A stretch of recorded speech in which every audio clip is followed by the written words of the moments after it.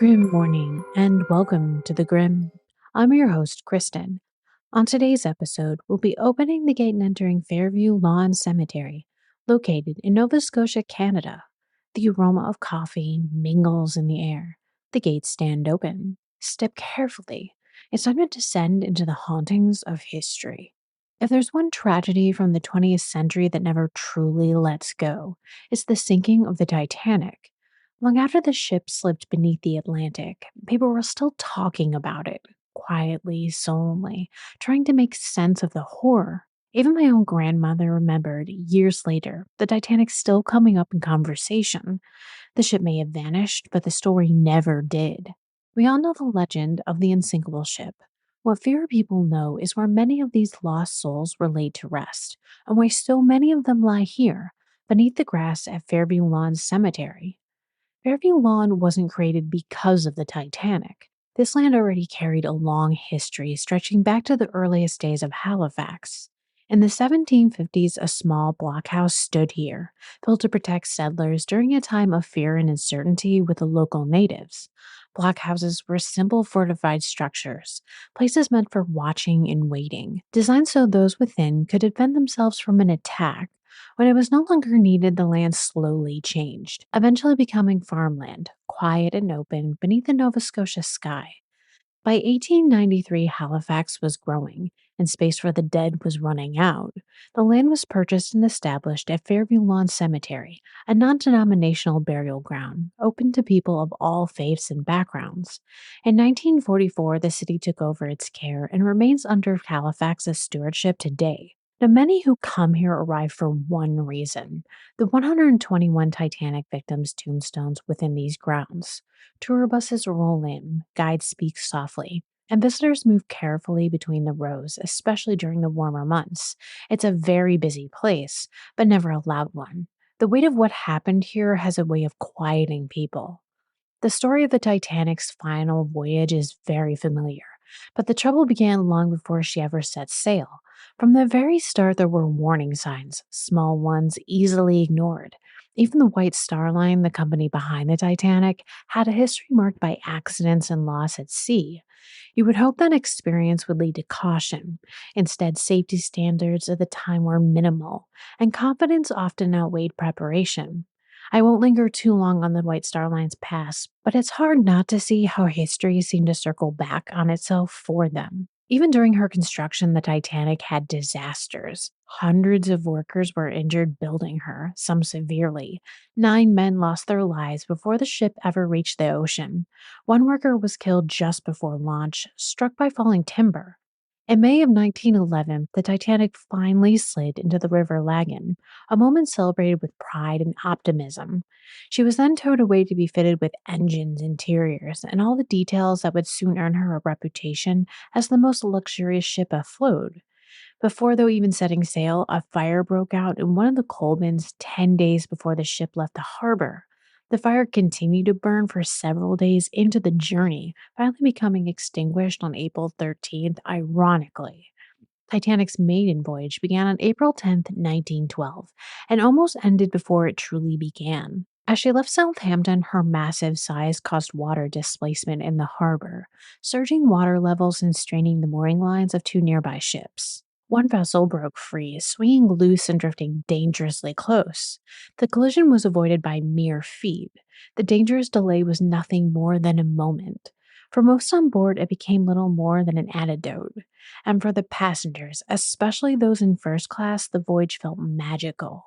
Titanic was breathtaking, warm dining rooms glowing with light, elegant staircases rising like cathedral aisles, and the level of comfort few had ever known. Even those traveling in second and third class were treated better than on most ships of the era. For many in steerage, the food was richer than what they had eaten at home, the beds more private than anything they had ever experienced. For so many, this was not simply a voyage, it was hope. A ticket aboard the Titanic meant possibility, a future waiting in America. And whatever quiet fears lingered were softened by excitement, by dreams of what lay beyond the horizon. No one could have ever imagined that their journey would end not in a new world, but in the freezing darkness of the Atlantic, leaving behind only names, memories, and graves far from home. Despite her immense size, only 5% of Titanic's crew were trained able seamen. Her captain, Edward John Smith, brought 4 decades of experience, supported by 39 sailors and 6 watch officers. The remainder of the crew were stewards, engineers, galley staff, stokers, firemen, and others assigned to passengers' comfort rather than the ship's handling. In a maritime disaster, nearly 95% of those on board were not trained to respond.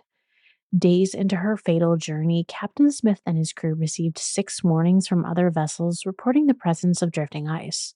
By mid afternoon on April 14th, passengers themselves had begun to notice small pale shapes floating past the windows. Many have since asked how a captain with such experience could have made so many errors in judgment, but at the Titanic's helm, nature proved to be the greater adversary. The ice conditions that April were the worst seen in 50 years. A mild winter had loosened vast numbers of icebergs from Greenland, sending them south into the Atlantic. Miles of drifting ice laid directly in the Titanic's path, quietly sealing her fate. The more pressing question is this: why weren't all the warnings taken seriously? At the time, Titanic's radio operators were not employees of the White Star Line. They worked for the Marconi Wireless Telegraph Company and were not considered members of the ship's crew. Their primary responsibility was sending passenger messages, not monitoring weather reports. The day before the sinking, their wireless equipment had been out of order, creating a backlog of telegrams once it was repaired.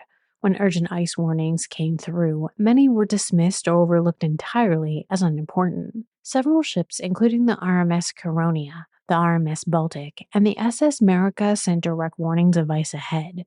A handful of these messages did reach Captain Smith, who shared them with the White Star Line chairman J. Bruce Ishmael, who was also aboard. In response, Smith ordered the ship's course altered further south in hopes of avoiding the ice, an adjustment that tragically was not enough. What stands out most about the Titanic is not her grandeur, but her inability to save everyone on board. The lack of maritime safety standards at the time, combined with rigid class divisions, only deepened the tragedy. First, second, and third class passengers lived in vastly different worlds within the same ship. Their accommodations varied not only in comfort but in access. Physical barriers separated the classes, reinforcing a strict social order even at sea. The locked gates made famous by James Cameron's Titanic were not entirely accurate. While some barriers were locked, many were partial partitions rather than the solid iron gates portrayed in the film. What is often overlooked is that the separation was not solely a matter of class prejudice. It was also mandated by the U.S. immigration laws.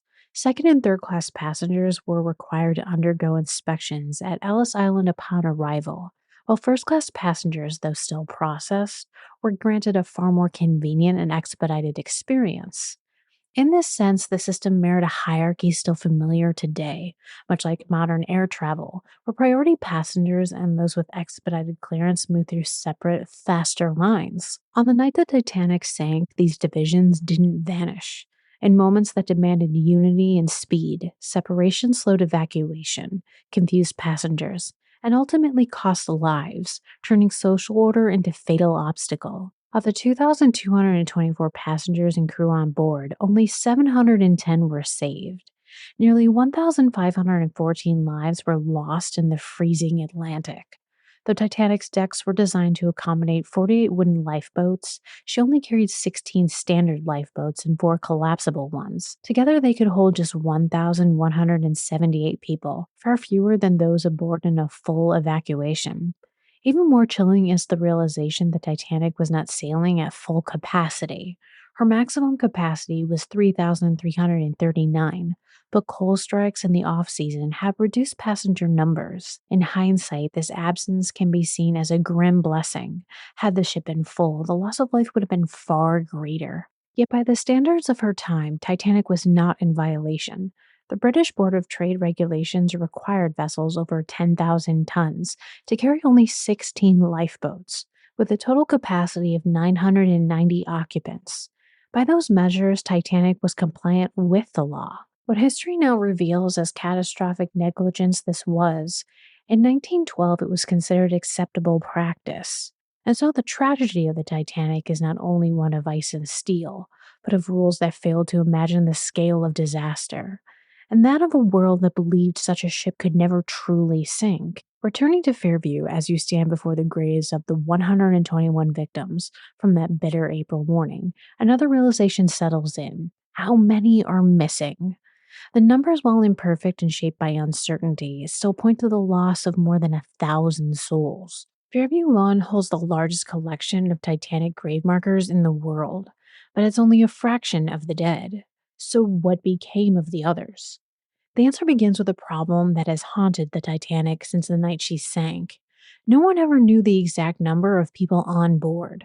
Even though a third class ticket would cost roughly $900 in today's currency, not everyone who purchased passage ultimately sailed. Some were delayed by illness, circumstances, or what might now be called fate. At the time, the White Star Line did not maintain an accurate record of who actually boarded the ship. Passenger lists were compiled from ticket purchases, not attendance, leaving them incomplete and unreliable from the very start. Complicating matters further were those traveling under assumed names. Some survivors gave aliases when rescued, while others later reverted to their real identities, creating confusion and, in some cases, duplicate records. The most reliable documentation belonged to first class passengers, those with wealth, status, and paper trails. When their bodies were recovered, families often claimed them for private burial, further reducing the number interred at Fairview. Then came recovery. In the days that followed the sinking, ships were dispatched from Halifax, not for rescue but for retrieval. What began in hope hardened quickly into grim certainty. These vessels carrying embalming fluid, undertakers, and clergy knew that they would be collecting the dead, not saving the living. In total, 338 bodies were recovered from the sea. Of those, 328 were recovered by Canadian ships, with a handful more retrieved from passing North Atlantic steamships. What's often overlooked is how many of the recovered were never brought ashore. The ships sent to the wreck site were prepared for death, but not for its scale. The first to arrive, the CS McKay Bennett, encountered so many dead bodies that its embalming supplies were rapidly exhausted. Health regulations required that only embalmed bodies could be returned to port. Faced with impossible choices, Captain Frederick Lardner and the undertakers aboard made a decision that would haunt the recovery effort. Priority would be given to preserving first class passengers, whose identities and estates were considered most urgent to resolve. As a result, many third class passengers and crew were buried at sea. Bodies brought aboard were numbered, examined, and documented. Physical characteristics, clothing and identifying marks, and personal effects were carefully recorded. Belongings were tagged to match body numbers. Valuables were locked away in the ship's purser, but with limited space, supplies, and time, the recovery became a form of triage, an effort to impose order on overwhelming loss. Those preserved were transported to Halifax, the nearest city with the infrastructure to receive them. Here, a meticulous identification system was developed, and a temporary morgue was established inside a curling rink. An arena of sport transformed into a chamber of grief. Families arrived from across North America searching for faces they feared they would find. Undertakers were brought in across eastern Canada to manage the unrelenting procession of the dead. Roughly two-thirds of the recovered bodies were identified. Some were sent home for burial across North America and Europe. The unidentified were buried under simple numbered markers, known only by the order in which they were found. Of the 150 bodies laid to rest in Halifax, the majority, 121, were buried at Fairview Lawn Cemetery. The others were interred nearby at Mount Olivet and the Baron-de-Hirsch Cemetery. Fairview was chosen for its size and its ability to provide individual burial plots for victims, one grave per body. In disasters of this scale, mass graves were often grim solutions. Fairview offered those something different, a chance for each victim to be remembered as an individual. In doing so, the White Star Line granted the dead one final dignity. The site within the cemetery is easy to find, marked by signs and rows of uniform gray granite headstones. Surveyor E.W. Christie, from the White Star Line, arranged the graves in 3 long rows, gently curving with a natural slope of the land. To many, the shape resembles the bow of a ship cutting through water. Though this was never intentional, the resemblance is accidental yet haunting. Some markers bear names and dates. Others, nearly a third, are engraved only with the date of death and a numbered identifier. A few families were able to afford larger, personalized headstones. Most couldn't, leaving behind rows of nearly identical markers, quiet, unadorned, and equal in death. The final Titanic victim buried at Fairview was steward James McGrady. His body was recovered on May 22nd and laid to rest on June 12th, weeks after the disaster. His burial is a reminder of how long the search continued, and how long after the headlines faded, bodies were still being found drifting at sea. Among the most well known markers is that of an unidentified child. For years, he was simply known as the unknown child. No one claimed his body after it was recovered from the ocean by sailors aboard the CS Mackay Bennett. Moved by the silence that followed, the crew pulled their own money to provide a headstone bearing the inscription, erected to the memory of an unknown child, whose remains were recovered after the disaster of the Titanic, April 15, 1912. For decades, his identity remained a mystery. In 2002, forensic testing suggested he was a 13-month-old boy from Finland. Later DNA analysis corrected that conclusion. He was ultimately identified as Sidney Leslie Goodwin, a 19-month-old British child whose entire family perished in the sinking. In the nearby Maritime Museum of the Atlantic, Sydney's shoes are on display. The Halifax police were in charge of protecting the victims' belongings, and so their families could arrive to collect them. Sydney's family, though, would never arrive. When he was never identified, his shoes were set to be destroyed. The police sergeant, unable to see them destroyed, personally kept them. Years later, his grandson donated the shoes to the museum in 2002. The shoes endured a thorough investigation to ensure they were in fact authentic and did indeed belong to Sydney, helping to correctly identify him later on. Following the release of James Cameron's Titanic in 1997, Fairview saw a surge in visitors. Many sought out the grave marked J. Dawson, believing they had found the resting place of the film's fictional hero, Jack Dawson. Cameron later clarified that the character was, though, entirely fictional. The grave belonged instead to Joseph Dawson, an Irish coal trimmer who died while working in the ship's boiler rooms when the ship sank. Even so, visitors continued to leave trinkets and tokens at his headstone, creating a wave where fiction and history blur here, as they so often do with tragedies. Another marker worth noting belongs to William Denton Cox, a steward aboard the Titanic who helped guide third-class passengers to their lifeboats. His headstone was newly inscribed in 1991, decades after his death, following his identification with the help of the Titanic International Society. Nearly 79 years later, his name was finally returned to him, proof that memorials can still restore memory long after it's faded. Cox's bravery helped save passengers who may have not survived without his guidance. Many third-class passengers, even after the gates were unlocked, perished simply because they couldn't find their way through the unfamiliar maze of the ship in time. Below deck, they were the farthest from the lifeboats, with the least time to reach them, a harsh reality faced by those trapped deep within the vessel, making the Titanic herself the largest steel coffin with her victims trapped within, and why many believe in keeping her in the sea. Many of these victims, though, their names, their identities, and their stories owe what remains of their remembrance to one man, John Henry Barnstead. As registrar and head of the recovery operations in Halifax, Barnstead took charge of the aftermath, working closely with the White Star Line. He signed every death certificate issued in Halifax, including those for victims not buried at Fairview. Barnstead's efforts were meticulous and unrelenting. Each body was placed in a sealed bag, stenciled with a unique number. The body was cleaned and stripped with clothing and shoes destroyed to prevent souvenirs later on. Personal belongings, though, were cataloged and placed in separate sealed bags bearing the same number. When possible, these items included identification, but even without ID, the body was referred to by its unique number. A thorough catalog was made for every victim, noting height, weight, approximate age, and other distinguishing features. At least 2 people were present during each step to deter theft. In cases where a body had no belongings, a shoe might be kept to aid in identification, and if no ID was available, a photograph was also taken. This method, unlike any other observed prior, preserved evidence that would allow future generations to identify the lost. His work was unparalleled. Without it, many names might have vanished entirely. Even with such painstaking detail, the records could only tell part of this story, a careful framework for remembering, but never fully capturing the human loss. Each death was officially listed as an accidental drowning, RMS Titanic. In truth, though, most victims died not from drowning, but from exposure, succumbing within minutes to the freezing Atlantic.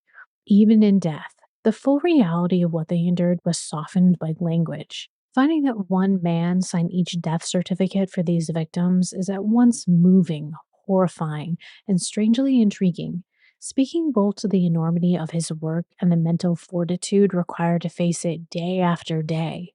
Yet Barnstead's role in Fairview would echo even further, taking on an even greater significance closer to home a few years later.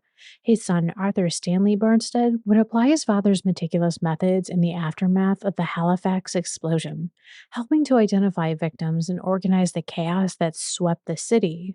Visitors often come to Fairview Lawn Cemetery to pay their respects to the Titanic victims, but many leave having learned about another catastrophe that scarred Halifax only 5 years later, the Halifax Explosion. On the morning of December 6th, 1917, the French cargo ship the SS Mont Blanc, laden with a volatile cargo of explosives, collided with a Norwegian relief vessel, the SS Ima, at Halifax Harbour. Although the impact was slow, it ruptured barrels of flammable chemicals aboard Mont Blanc, igniting a fire that burned unchecked. At 9:04 a.m., the ship detonated. The explosion obliterated nearly everything within an 800-meter radius. Buildings collapsed, trees were snapped in half, iron rails twisted, and the ships were hurled ashore by the blast, resulting in a tsunami. The Richmond district of Halifax was devastated. Across the harbor, Dartmouth suffered severe damage, and the last remaining indigenous community at Tufts Cove was wiped out entirely. At least 1,782 people were killed, with thousands more injured, making it the largest human made explosion the world had ever known at the time. Rescue efforts began immediately. Hospitals overflowed as doctors, nurses, and supplies arrived by train from across Nova Scotia and New Brunswick. Citizens, firefighters, and military personnel moved through the smoke and shattered streets, pulling survivors from the rubble. A blizzard the following day slowed relief efforts, but it also smothered lingering fires, leaving Halifax buried beneath snow, silence, and ruin. Amid the devastation, there are moments of quiet, selfless courage. Choices made in seconds that saved lives, even as the city unraveled. Patrick Vincent Coleman, an intercolonial railway dispatcher, realized an incoming passenger train was racing toward the blast zone. He stayed at his post, tapping out urgent telegraph warnings that brought the train to a halt just in time. Hundreds were spared because he chose to remain. Coleman did not survive the explosion. His sacrifice was one of many, but it stood against a loss too vast to fully measure. The true death toll may never be known. While the Halifax Explosion Remembrance Book records 1,782 victims, many were killed instantly, caught in the blast, the tsunami, or beneath collapsed buildings. The final body recovered, a caretaker at the expedition grounds, was not found until the summer of 1919, long after the fires had cooled and the city began to rebuild. Thousands of homes and industrial buildings were destroyed, leaving roughly 6,000 people homeless and 25,000 without adequate shelter. The financial cost was staggering, around $35 million at the time, nearly $700 million today. Numbers that hint at the scale of devastation, but can never fully capture the human cost. Rebuilding began almost at once. Temporary shelters rose, rail lines reopened, and the shattered north end was reconstructed with fireproof hydrostone homes, tree-lined streets, and small public green spaces. Yet recovery was uneven. Communities like Africville were largely excluded from those efforts, a reminder that even shared catastrophe does not guarantee shared care. Today, memorials and annual ceremonies held each 6th of December, and the Halifax Explosion Memorial Bell Tower stand as enduring markers of loss. Each year, Halifax sends a Christmas tree to Boston, A tradition began in 1971 in gratitude for the city's swift aid after the 1917 explosion, an enduring symbol of compassion remembered across generations. The Halifax explosion scarred the city, but also revealed something remarkable: the resilience of its people, their courage, and their capacity to come together. At Fairview Lawn Cemetery, the mass graves of those who perished preserve their stories, offering a place to reflect on human loss, bravery, and hope. From the disaster came not just sorrow, but progress, medical lessons in eye care and pediatric surgery that continue to save lives today. The grounds within may hold many stories of grief and loss in civilian life, but also those who serve Canada in uniform. Among its quiet avenues stands the Veterans Combolarium, maintained by the Nova Scotia branch of the Last Post Fund. Here, the cremated remains of Canadian and Allied veterans, and in many cases their spouses, find a dignified resting place, a place for remembrance, even for those whose graves might otherwise go unmarked. The Combolarium is part of a broader mission to ensure that those who served are laid to rest with dignity through proper funerals, burials, and markers, supported by the Veterans Affairs of Canada, which helps cover the cost.